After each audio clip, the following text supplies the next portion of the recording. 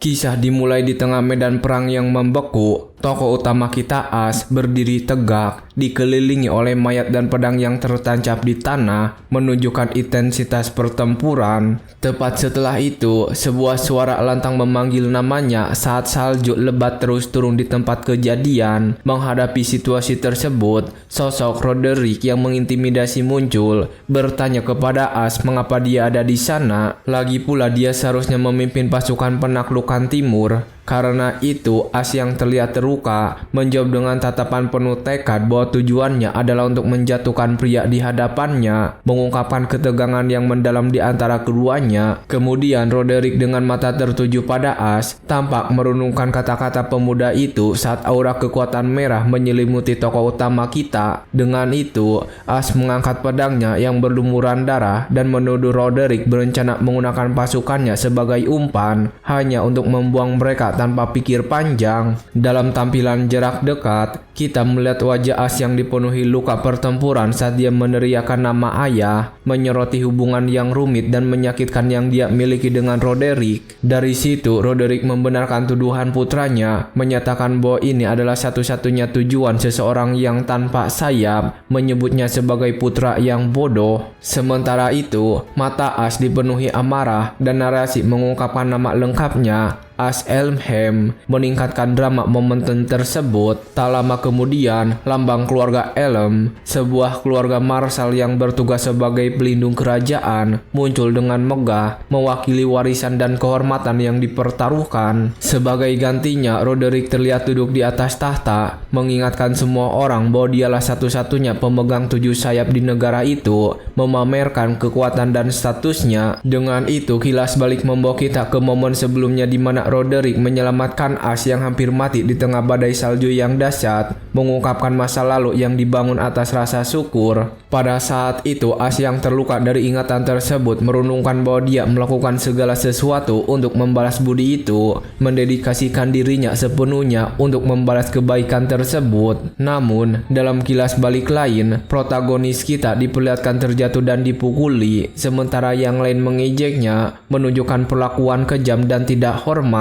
Salah satu dari mereka mengejek Ash, menyebutnya bocah tak bersayap dan tak bermahkota, dan Ash tidak memiliki sayap yang dibutuhkan untuk membuktikan nilainya kepada ayahnya. Dari sudut pandang Roderick, mahkota tersebut mendefinisikan kekuatan magis, dan semakin banyak sayap, semakin kuat sihir seseorang. Tokoh utama kita satu-satunya di rumah Duke yang tidak memiliki sihir, dianggap cacat karena hal itu. Dengan tangan yang mantap di pedangnya, Ash mengingat saudara-saudaranya yang memanggilnya Queenlass karena dia tidak bisa menggunakan mantra. Sementara itu, tokoh utama kita bekerja keras, menebang kayu dan melakukan push up, percaya bahwa dedikasinya suatu hari akan membuahkan hasil dan dihargai. Karena itu, Ash dan 2 rekannya berpatroli di hutan yang tertutup salju, tetap waspada di lingkungan yang berbahaya. Tepat setelah itu, Ash bersembunyi di balik pohon, mata kuningnya bersinar waspada saat dia merasakan bahaya yang akan datang. Dari sana, Ash melihat beberapa musuh muncul dan bertanya-tanya apakah ini jebakan. Menyadari sesuatu yang buruk akan terjadi, menghadapi situasi tersebut, Ash menghadapi Roderick, menyatakan bahwa dia selalu percaya dan mengikutinya sampai saat itu, dan bertanya apakah ini jawaban yang akan dia dapatkan. Dengan tatapan dingin, Roderick membalas bahwa Allah tidak mengharapkan apapun, dan jika peran Ash sudah berakhir, dia seharusnya menghilang saja. Dalam tampilan jarak dekat, kita melihat wajah Ash yang berdarah, tampak terkejut oleh kata-kata kasar ayahnya. Pada saat yang sama, Ash terlempar ke udara. Meskipun begitu, dia masih meneriakkan nama ayahnya, menunjukkan rasa sakit dan kebingungannya, bahkan terluka dengan wajah berlumuran darah. Ash masih menegaskan bahwa dia benar-benar percaya pada Roderick. Ash kemudian terlempar melintasi salju, kembali menutupi tanah, mengutuk dirinya sendiri,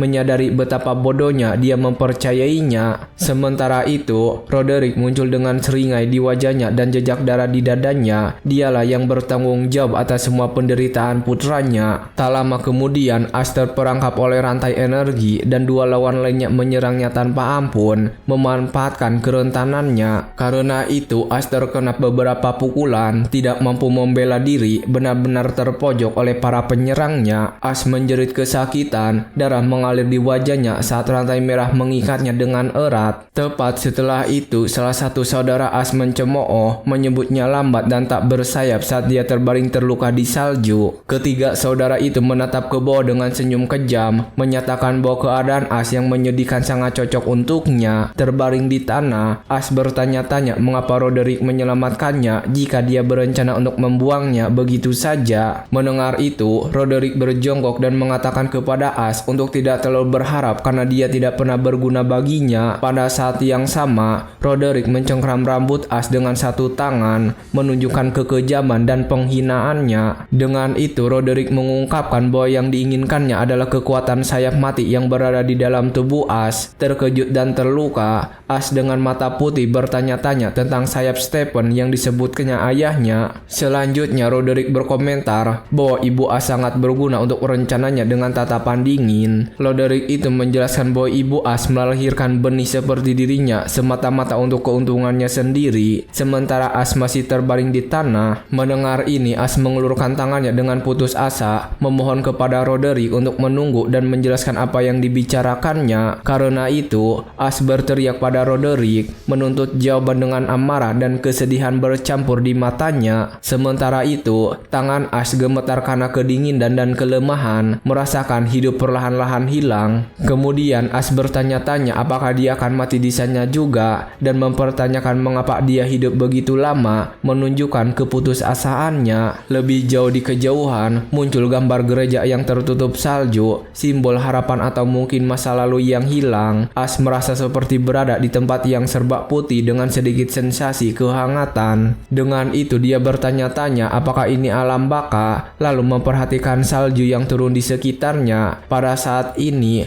As yang kini menjadi bayi, memandang dunia dengan terkejut, matanya penuh rasa ingin tahu dan waspada. Dia digendeng oleh sosok yang tidak jelas, menyadari bahwa dia adalah seorang bayi. Dari situ As dalam tubuh bayinya melebarkan matanya dan memahami bahwa ini adalah kenyataan. Dia mempertanyakan apa yang sebenarnya terjadi, melihat sekeliling dengan bingung di tengah salju. Tak lama kemudian, As bertanya-tanya apakah tubuh mungil ini benar-benar miliknya. Dia merasa aneh. Sementara itu, dia mengamati tangannya yang mungil dengan tidak percaya, menyadari bahwa dia adalah bayi sungguhan. As berada di pelukan seorang wanita, dan dia bertanya-tanya apakah wanita itu mungkin telah meninggal. Memperhatikan keheningannya, mata bayinya bersinar dengan tekad, dan dia berpikir untuk mencari seolah-olah mengaktifkan sebuah kemampuan dalam wujud dewasanya. Dan di atas kuda, As memerintahkan pencarian wanita itu di tengah badai salju yang dahsyat. Pada saat yang sama, salah satu prajurit Roderick menyatakan bahwa mereka harus menyelamatkan bayi yang diambilnya. Mendengar itu, As sebagai bayi tersenyum, menunjukkan bahwa dia mungkin telah memahami sesuatu. Terkejut, As dewasa bertanya-tanya apa yang baru saja dia dengar dan mengapa mereka menyebut Duke Roderick. Akhirnya dia melayang sebagai bayi, menyadari bahwa Duke Roderick mengajarnya dan bertanya-tanya apakah dia adalah bayi yang mereka cari. As bertanya-tanya apakah dia kembali ke masa lalu,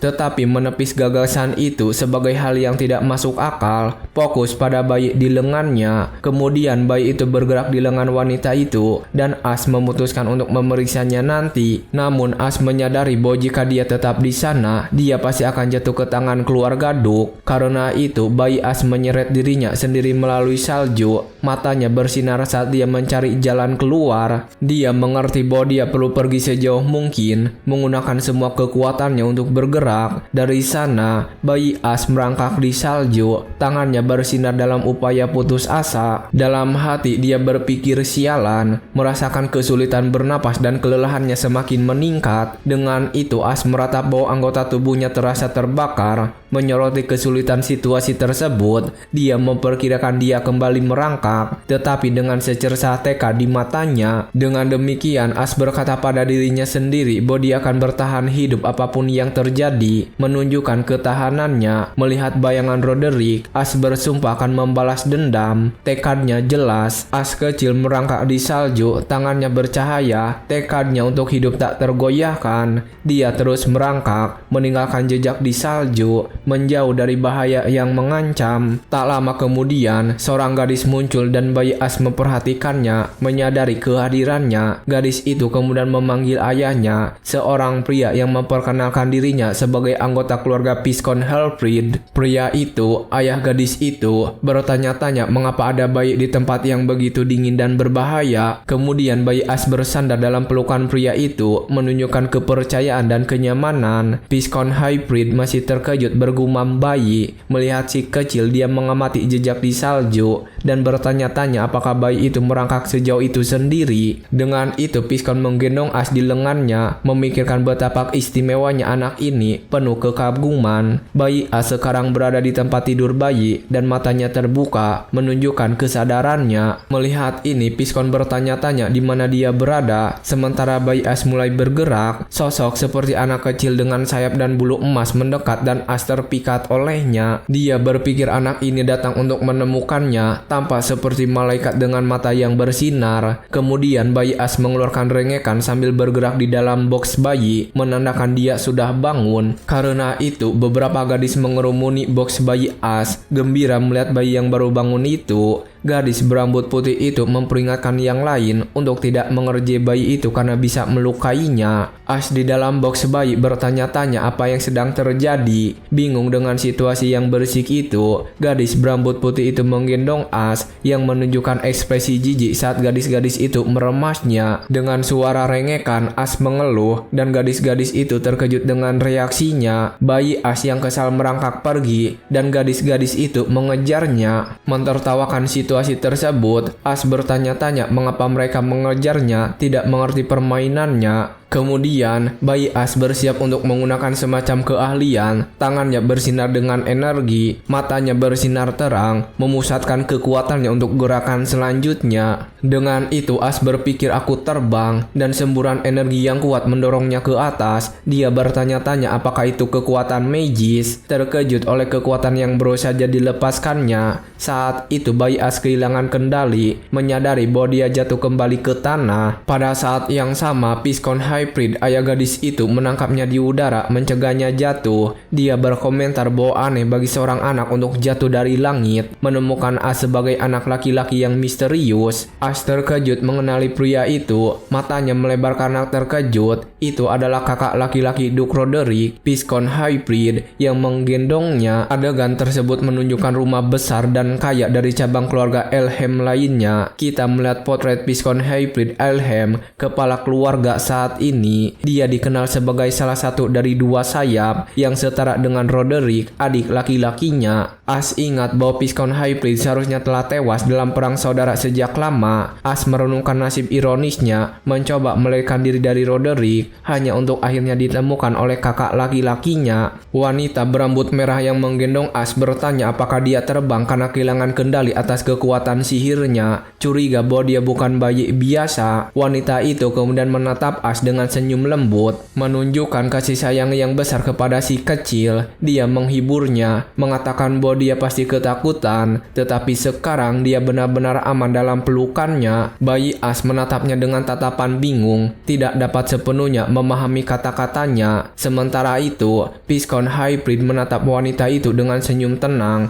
mungkin lega atau bersyukur. Dengan tangannya terulur dan bercahaya, Piskon merasakan kekuatan besar yang tersembunyi di dalam anak itu. Wanita itu memperlihatkan tanda sayap di lengan As yang membuktikan sihir bawaan yang dimilikinya. Piskon Helfrid mengamati tanda itu dengan rasa ingin tahu, bertanya-tanya apakah itu mungkin 7 sayap legendaris. As sebagai bayi bertanya-tanya mengapa tanda khusus ini ada di tubuhnya sendiri. Mendengar ini, As mendapatkan kilasan mata bercahaya sendiri yang penuh amarah dan keterkejutan, diikuti oleh pemahaman yang tiba-tiba. Suara Roderick bergema di benaknya, menjelaskan bahwa dia membutuhkan kekuatan 7 sayap yang ada di dalam Ash. Sebuah adegan menunjukkan Roderick menggendong Ash kecil dan kemudian lagi di masa lalu yang membeku mengkonfirmasi penyelamatannya. Ash mengerti bahwa Roderick membawanya hanya untuk mencuri 7 sayap, mencemooh julukan tanpa sayap yang diberikan kepadanya. Bayi Ash dalam pelukan wanita itu tetap marah, berpikir beraninya Roderick mencuri sayapnya sendiri. Khawatir, wanita itu bertanya kepada Piscon Hybrid apa yang akan dia lakukan dengan bayi itu. Ash berpikir situasinya buruk, dia tidak bisa membiarkan kekuatannya jatuh ke tangan Elhem. Dia merenungkan bahwa dia membutuhkan kekuatan ini untuk membalas dendam pada Roderick, menunjukkan tekadnya menghadapi situasi tersebut. Piscon Hybrid memutuskan untuk mengadopsinya sebagai putranya. Dengan tatapan penuh belas kasihan, bayi Ash menatapnya dengan terkejut, matanya yang penasaran mengamati sekitar. Tangan Piscon mendekatinya, menunjukkan isyarat kasih sayang dan sambutan. Dia dengan lembut mengelus kepala Ash, menyatakan bahwa anak itu seperti burung yang meronta-ronta yang belum tahu bagaimana terbang sendiri. Dengan begitu, Piscon Hybrid berjanji untuk merawat Ash sampai saatnya dia memutuskan untuk terbang sendiri. Mata Ash bersinar dengan tekad baru menyerap kata-kata Piscon. Anak-anak bersembunyi di balik perabotan,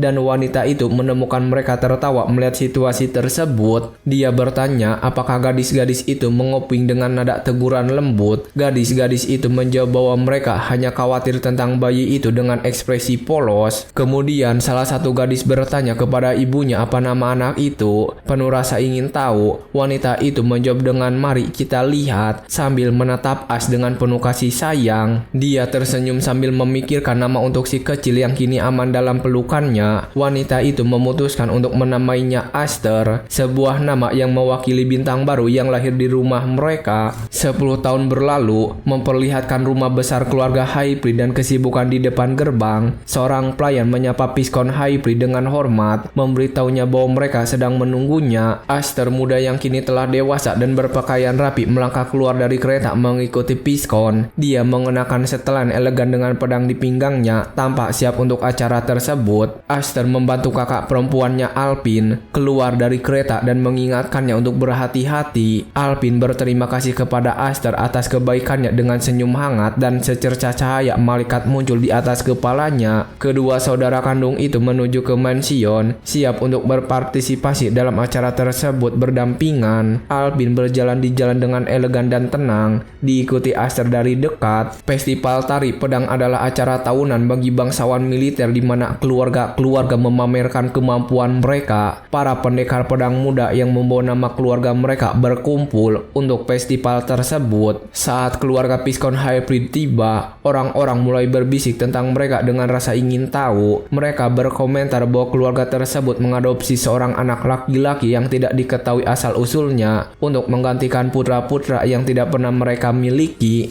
Orang lain dengan mata merah bertanya-tanya seberapa jauh keluarga Hybrid berniat untuk mempermalukan nama Elhem. Aster menoleh mendengar bisikan-bisikan itu dan menyadari bahwa mereka membicarakannya. Alpin menatap Aster dan menasihatinya agar tidak membiarkan gosip memengaruhinya. Menunjukkan keprihatinannya, dia memperingatkan bahwa di tempat ini yang lemah adalah yang pertama dihancurkan. Tangannya mengepal. Aster di samping Alpin tetap tenang dan percaya diri dengan tatapan tekad di matanya. Piscon Hybrid menjelaskan bahwa inilah kedudukan keluarga Piscon saat ini. Saat Aster mengamatinya, Piscon ingin Aster melihat realita keluarga tersebut. Saat mereka mendekati Grand Mansion, dia bertanya kepada Aster apakah dia kecewa dengan situasi tersebut, mencari reaksinya. Aster tersenyum dan menjawab bahwa dia tidak kecewa, menyatakan bahwa sambutan dingin ini memang gayanya. Piscon Hybrid tertawa lega dengan jawaban Aster, menunjukkan kepercayaannya pada pemuda itu. Aster mengingat kehidupan masa lalunya di mana dia memiliki catatan buruk di masyarakat, menjadi aib keluarga Elhem. Dia kini berjalan dengan aura keemasan yang sama sekali berbeda dari sebelumnya karena 7 sayap telah kembali ke tubuhnya. Mata Aster bersinar penuh kekuatan, menunjukkan menunjukkan transformasi dan tekadnya. Ketiganya menuju ke mansion bersama Piston Hybrid, Aster dan Alpine siap untuk festival. Dua pemuda melihat keluar jendela dengan ekspresi jijik, menyaksikan keluarga Hybrid tiba. Aster dengan tatapan percaya diri tampak tak tergoyahkan oleh tangga dan berbisik. Ketiganya melanjutkan perjalanan dengan Aster di tengah, siap menghadapi apapun yang terjadi di festival tari pedang. Aster tersenyum percaya diri, siap untuk membuat debut sosial yang spektakuler dan membuat semua orang terkesima. Arena festival penuh sesak di mana para kesatria memegang kekuatan absolut di zaman kejayaan. Para kesatria saling berhadapan, memamerkan kekuatan dan kemegahan mereka, persyaratan bagi kaum elit. Kekuatan mereka berasal dari ilmu pedang, seni pedang yang mereka kuasai. Kemegahan mereka adalah ketenaran mereka, reputasi yang mereka bangun dengan kemenangan dan perbuatan mereka. Dua kesatria berbenturan dalam duel yang sengit. Pedang mereka berkilauan setiap kali menyerang. Gambar tersebut menunjukkan simbol pamungkas yang mewakili kekuatan dan kemegahan, lambang sayap. Salah satu kesatria berlutut dalam kekalahan, sementara sang pemenang menampilkan kekuatan magisnya. Lambang sayap adalah simbol pamungkas yang mewakili kekuatan dan kemegahan. Dalam close up tangan kesatria, kita melihat lambang sayap bersinar, menunjukkan kekuatannya. Aster bersama Piston Hybrid dan Alpine berkomentar bahwa tempat itu sama luar biasanya seperti dulu. Dua gadis mengeluh berkata, tidak heran teman saudara perempuan mereka dan Claire tidak mau datang. Aster melihat hantu masa lalunya dipermalukan oleh saudara-saudaranya yang membuatnya kesal. Adegan itu menunjukkan As muda dipermalukan di lantai sementara salah satu saudara laki-lakinya melihatnya dengan jijik. Alpine memanggil Aster, khawatir dengan ekspresinya, memperhatikan perubahan di wajahnya. Alpine bertanya kepada Aster apakah dia gugup karena ini festival tari pedang pertamanya. Aster tersenyum dan menjawab bahwa dia tidak gugup seperti yang Alpine pikirkan dan bahkan dia merasa nostalgia. Alpine menatap Aster dengan tanda tanya di atas kepalanya, tidak mengerti jawabannya. Mendengar itu, Piston Hybrid mengatakan dia harus pergi ke rapat dan meminta Aster untuk menjaga Alpine. Alpine berteriak agar ayahnya menunggu, dengan kesal mengingatkannya bahwa dia setahun lebih tua dari Aster. Aster tersenyum dan bercanda bahwa Alpine agak linglung. Tertawa melihat situasi tersebut, Piston Hybrid menjelaskan bahwa ada banyak anak muda seusia Alpine di sana dan bahwa dia harus memanfaatkan kesempatan untuk menjalin koneksi baru. Dia memperhatikan Aster untuk memastikan rahasia tujuh sayap tidak terungkap. Dengan tatapan serius, Alpine cemberut. Seorang awam ditugaskan untuk menjalin koneksi, tetapi permusuhan di sekitar mereka membuatnya sulit. Aster memperhatikan tangga yang penuh permusuhan, berpikir mustahil untuk bersosialisasi dengan begitu banyak permusuhan. Adegan close up memperlihatkan tatapan Aster yang penuh tekad, siap menghadapi tantangan di depan. Alpine memanggilnya, menanyakan kemana dia pergi. Khawatir dengan sikap impulsifnya, Aster menjawab bahwa dia akan mencari teman. Dengan senyum percaya diri di wajahnya, dia mendekati sekelompok bangsawan muda. Satu duduk di sofa dan yang lain berdiri. Salah satu pemuda yang duduk bertanya kepada Aster siapa dirinya dengan nada menantang. Aster sambil tersenyum memperkenalkan dirinya sebagai Aster F. Elheim, adik laki-laki mereka Dallas. Salah satu pemuda itu mengamatinya dengan curiga tanpa menunjukkan simpati. Aster menjelaskan bahwa dia melihatnya di luar dan memutuskan untuk menyapa dengan sangat lugas. Dallas merasa kesal, bertanya kepada Ryan apakah dia anak angkat dari keluarga Piston.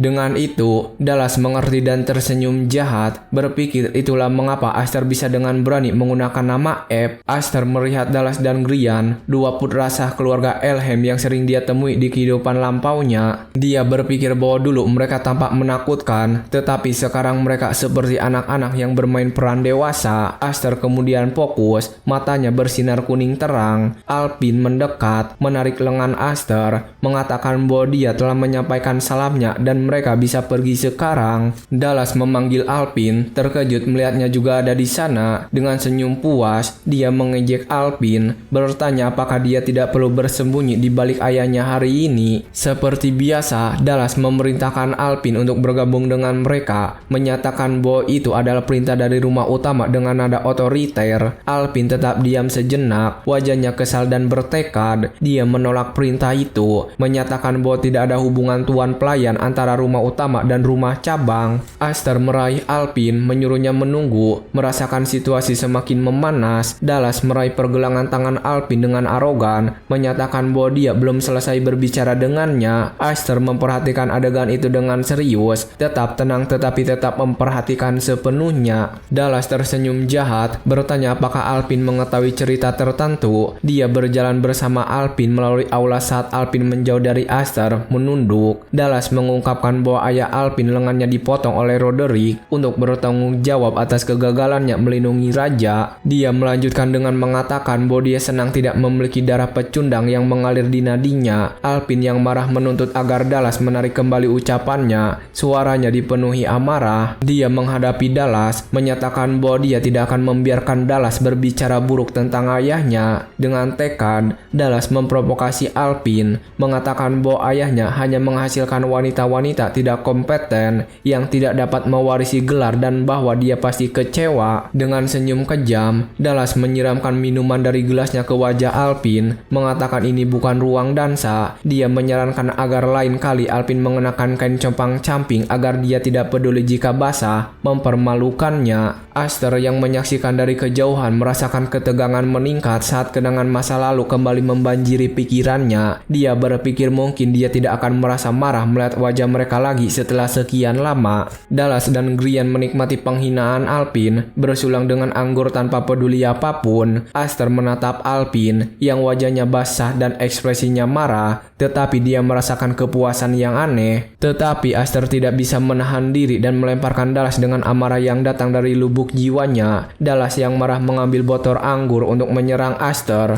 ingin membalas serangan itu. Pada saat yang sama, Dallas mencoba memukul Aster dengan botol, sementara Aster dengan mudah menghindari ayunan pemuda itu. Namun Aster sigap dan menendang botol itu ke kepala lawannya, menyebabkan anggur berceceran di seluruh wajah Dallas. Dengan lawannya yang terkejut, Aster menatap Dallas dan orang-orang lainnya, sementara Grian berteriak saudara, terkejut dengan apa yang baru saja dilihatnya. Setelah semua itu, Aster menyekak bibirnya dan bertanya apakah Dallas mengira itu hanya jus anggur dengan nada mengejek. Aster kemudian tersenyum dan berpikir sikap itu sempurna untuk seorang bangsawan manja yang melengkapi penghinaannya. Sementara itu, kilas balik membawa kita ke 3 tahun yang lalu dengan Aster menggunakan kekuatannya dan seseorang berteriak agar dia mengendalikan diri. Alpin menangis terseduh-seduh, memegang seorang gadis lain yang terluka dan bertanya apakah Aster bermaksud untuk menghabisi saudara perempuannya sendiri, menyebut salah satu dari mereka Kudryapa. Alpin dan gadis lainnya terpojok dan salah satu dari mereka berteriak meminta yang lain untuk tetap bersamanya, mencoba melindunginya. Dari situ Aster melepaskan kekuatan 7 sayap dengan aura penghancur keemasan, menakutkan semua orang di sekitarnya. Menghadapi situasi tersebut, Piscon Hybrid bertanya-tanya apakah Aster benar-benar dapat mengendalikan kekuatan itu. Karena itu Aster dengan mata emas dan aura yang kuat menunjukkan kekuatan sihir besar yang tersembunyi di dalam dirinya. Kembali ke masa kini, seorang pelayan berlari masuk dengan putus asa dan berteriak kepada Piscon Hybrid bahwa ada keadaan darurat, mengejutkan semua orang. Piscon menanyainya, kesal karena diganggu selama pertemuan penting, dan pelayan itu mulai tergagap, tidak dapat menjelaskan. Anak-anak dari rumah Elhem utama dan rumah cabang telah memulai duel, dan berita ini mengejutkan semua orang di pertemuan itu. Piscon Hybrid dan Duke Roderick saling bertukar pandangan terkejut, tidak memahami situasinya. Dengan itu Piscon tiba-tiba berdiri dengan tatapan marah, merasakan suasana menjadi tegang. Dengan cemas, Alpin berlari ke ayahnya dan ayahnya bertanya apa yang sebenarnya terjadi, benar-benar bingung. Piscon kemudian menunjuk dan menyuruh mereka melihat apa yang sedang terjadi, dan Dallas muncul dengan seringai di wajahnya. Di aula pertarungan, perseteruan keluarga sedang terjadi di antara keluarga Elhem, sesuatu yang tidak Anda lihat setiap hari. Piscon Hybrid, Alpin dan Grian menyaksikan dari atas, dan hasil pertarungan dapat mengubah segalanya. Seorang pria berkumis tampak khawatir, sementara Grian berdiri di sampingnya, serius menghadapi situasi tersebut. Dallas tersenyum dengan mata merah dan mengatakan festival tari pedang akan menjadi liar. Salah satu pemuda dari rumah utama dengan rambut merah menyebut Aster bodoh karena mencari masalah dengan rumah Duke.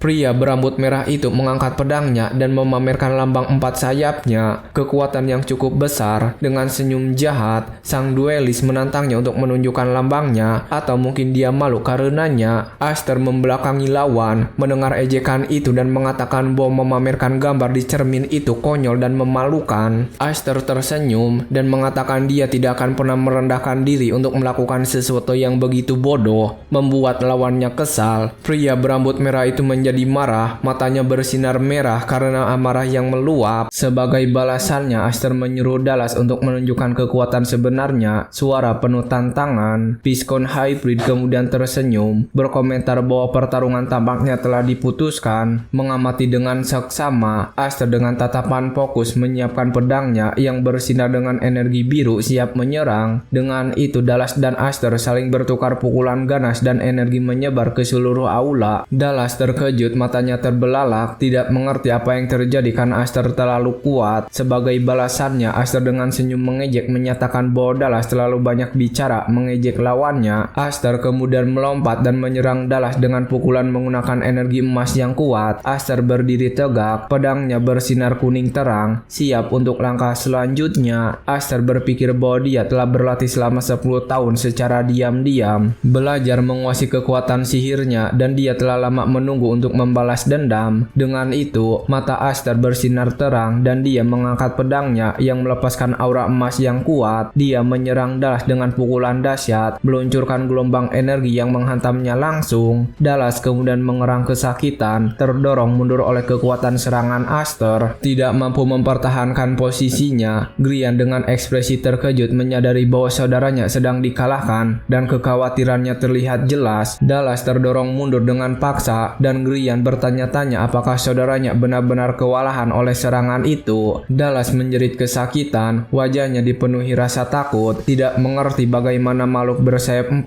seperti dirinya bisa kalah. Aster dengan tatapan tetap dan penuh tekad terus melayangkan pukulan ke Dallas, pedangnya berkilauan. Piscon Hybrid kemudian tersenyum dan berkomentar bahwa pertarungan tampaknya telah diputuskan. Mengamati dengan seksama, Aster dengan tatapan fokus menyiapkan pedangnya yang bersinar dengan energi biru siap menyerang. Aster kemudian melihat Roderick dan yang lainnya di balkon, menyaksikan pertarungan dari kejauhan. Aster merasakan amarah yang membuncah di dalam dirinya, mengetahui Roderick berada di dekatnya. Sosok Roderick yang gagah muncul, dan Aster menatapnya dengan tatapan penuh amarah. Dengan teriakan, Aster memanggil Roderick, menantangnya dengan tatapannya. Kemudian yang lain berkomentar dengan terkejut bahwa putra bungsu dari keluarga tiran itu telah mengalahkan kepala keluarga utama. Namun situasinya buruk, dan tokoh yang reputasinya baru saja hancur tidak akan tinggal diam. Kepala keluarga utama Elhem muncul. Dia adalah pria yang kuat dan gagah. Dallas kemudian bangkit menunjukkan senyum arogan bahkan setelah dikalahkan. Aster menghadapinya, pedangnya diarahkan ke tanah dengan tatapan serius dan penuh kekuatan. Roderick pada gilirannya melihat pemandangan itu dengan sikap menghina, menghakimi putranya. Aster matanya menyala merah terus menatap ayahnya. Duke Roderick Elhem kemudian muncul, berjalan ke aula siap untuk menghadapi Aster. Dallas berlutut berteriak, menarik perhatian Roderick. Dia menuju ke arah Aster, menuduhnya sebagai bajingan yang menantang keluarga utama. Dallas memohon kepada Roderick yang tampak marah untuk menggunakan kekuasaannya dan menghukum Aster. Atas permintaan itu, Roderick dengan brutal membanting tangan Dallas ke lantai. Dallas dengan wajah yang dipenuhi teror menjerit kesakitan saat darahnya berceceran. Grian dan bangsawan lainnya terkejut dengan pemandangan itu, tidak percaya akan kekerasan tersebut. Roderick kemudian menghunus pedangnya, mempertanyakan mengapa seorang pecundang memohon dengan begitu bodohnya. Dia menyatakan bahwa Dallas telah mencoreng nama keluarga, semakin mempermalukannya. Seorang pria yang tidak bisa membalas dendam sendiri, tambah Roderick tidak berhak memegang pedang. Setelah hukuman selesai, adegan menunjukkan keindahan aula dengan lampu gantung yang elegan. Aster dengan tatapan penuh tekad menghadap ayahnya, siap untuk langkah selanjutnya. Dia kemudian bertanya kepada Roderick apa yang dilakukan ayahnya menantang tindakannya. Aster kemudian mengatakan bahwa sepupu itu masih belum meminta maaf kepada saudara perempuannya Alpin. Aster meminta pamannya untuk menunda hukuman sampai setelah permintaan maaf. Roderick dengan aura marah berwarna ungu bertanya apakah dia pikir dia seorang Elhem hanya karena dia diadopsi oleh Hybrid. Aster kemudian menegaskan bahwa dia adalah putra seorang Piscon. Menunjukkan kedudukannya, dia menjelaskan bahwa terlepas dari ikatan darah, dia diajari tentang kebanggaan seorang kesatria dan beban suksesi oleh ayah angkatnya, Roderick tetap diam mengamati Aster dengan tatapan penuh amarah. Sang Duk kemudian mengarahkan pedangnya ke Aster, menyatakan bahwa seorang putra Piscon telah menyelekai keluarga utama. Roderick mengingatkannya bahwa dia adalah puncak dari 12.000 kesatria dan kebanggaan raja yang memamerkan kekuasaannya. Piscon Hybrid dengan tangan bersilang menyaksikan adegan itu sambil berpikir bahwa ini tidak bisa diselesaikan seperti pertengkaran anak kecil. Piscon lain berkomentar bahwa Roderick juga perlu memahami situasinya. Sosok dengan rambut kebiruan hanya menonton dari jauh dengan senyum mengejek di wajahnya. Piscon Hybrid kemudian mengingat bahwa ayahnya menawarkan lengan sebagai harga atas ketidaksetiaannya. Dengan pedang Roderick tepat di depan wajah Aster,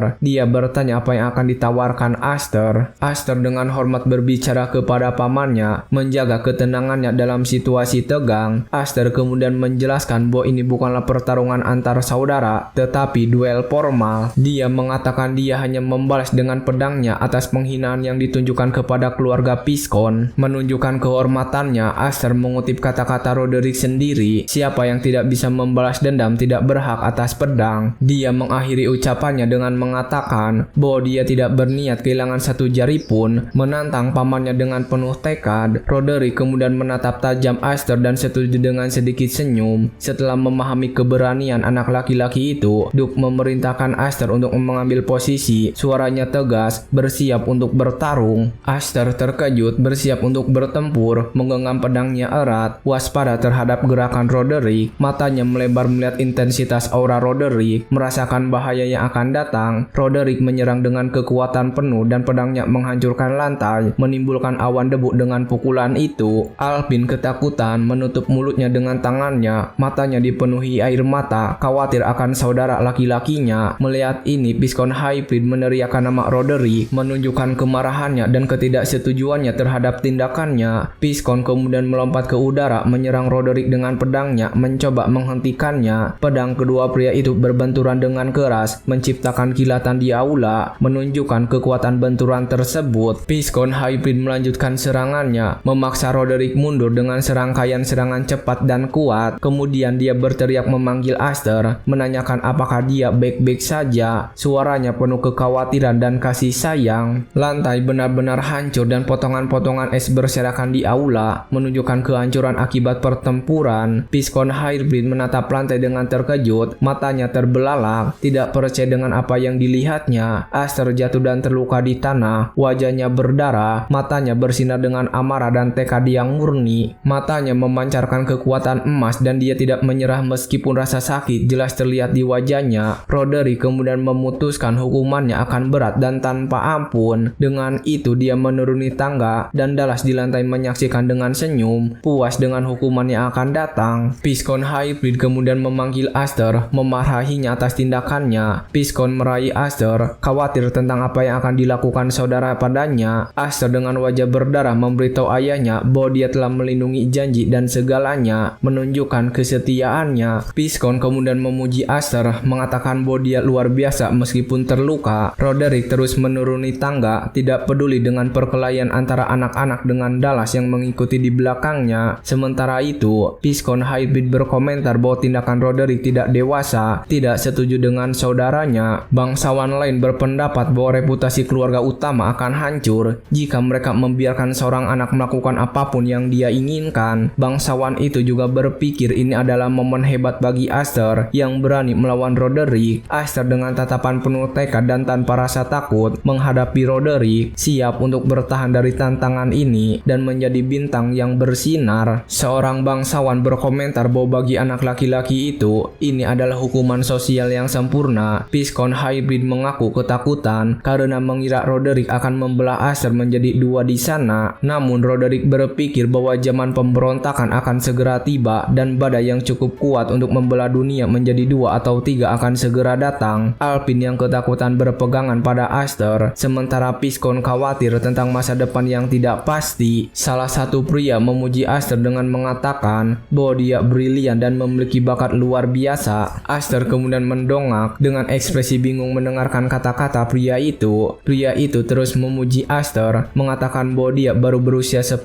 tahun dan itu menakutkan. Pria lain setuju, berkomentar bahwa Aster bahkan lebih bersemangat dalam latihannya sejak kembali dari festival. Dia berpikir itu pasti menjadi motivasi yang baik bagi anak laki-laki itu. Melihat kemajuannya, seorang pria ketiga mengingat bahwa Aster telah mengalahkan putra ketiga Duke Roderick, sebuah pencapaian besar. Dia menyatakan bahwa mereka harus menelan banyak pil pahit dari keluarga utama. Jadi kisah Aster menyegarkan. Aster kemudian berlari dengan tongkat di tangan, berlatih keras. Dia berpikir bahwa dengan dukungan Piscon Hybrid, nama Elheim dari keluarga utama seharusnya sedikit mereda, tetapi target sebenarnya Aster pada akhirnya adalah keluarga Elheim. Dia terus berlatih dan ingin menguji kekuatan sebenarnya. Aster kemudian menyerang seorang pria dengan tongkatnya, menunjukkan kelincahan dan kekuatannya. Aster berpikir bahwa dia ingin menguji kekuatannya lebih jauh di tempat itu. Namun seperti sekarang, dia tidak bisa mengalahkan Roderick. Baginya lambang sayap hanyalah indikator peringkat kekuatan sihir tersembunyinya. Aster kemudian dimarahi karena membuat keributan lagi karena dia selalu berkelahi. Alpin mendekat sambil tersenyum, berkata apakah Aster tidak tahu arti moderasi dan bahwa ayah mereka memanggilnya. Aster menjawab bahwa dia mengerti dan akan segera pergi. Sementara Alpin mengambil tongkat yang dipegangnya. Aster kemudian memperhatikan pakaian Alpin dengan ekspresi terkejut. Melihatnya mengenakan pakaian latihan, Alpin sedikit berbalik, tidak mengerti reaksinya. Aster berkomentar bahwa ini jarang terjadi karena dia mengatakan dia tidak akan mengenakan pakaian itu karena tidak lucu. Alpin menjelaskan bahwa keseimbangan itu penting dalam segala hal, dan melihat Aster, dia berpikir dia tidak bisa hanya diam saja. Aster terkejut dan Alpin tersenyum padanya. Alpin kemudian memberitahu Aster bahwa ketika dia kembali, dia harus menemaninya untuk beberapa waktu agar mereka bisa berlatih bersama. Aster tersenyum pada adiknya, senang dengan usulan latihan tersebut. Aster menyuruhnya untuk santai saja, lalu Alpin dan Aster mulai berlatih bersama. Saat itu, Aster mendekati pintu ruang kerja Piscon Hybrid dan mengetuk. Dia meminta izin untuk masuk dan Piscon sedang duduk menunggunya. Aster bertanya kepada ayahnya apa yang dibutuhkannya dengan nada hormat. Piscon Hybrid kemudian mengundangnya untuk duduk dengan senyum ramah di wajahnya. Piscon kemudian dengan penuh pertimbangan bertanya, apakah sudah 10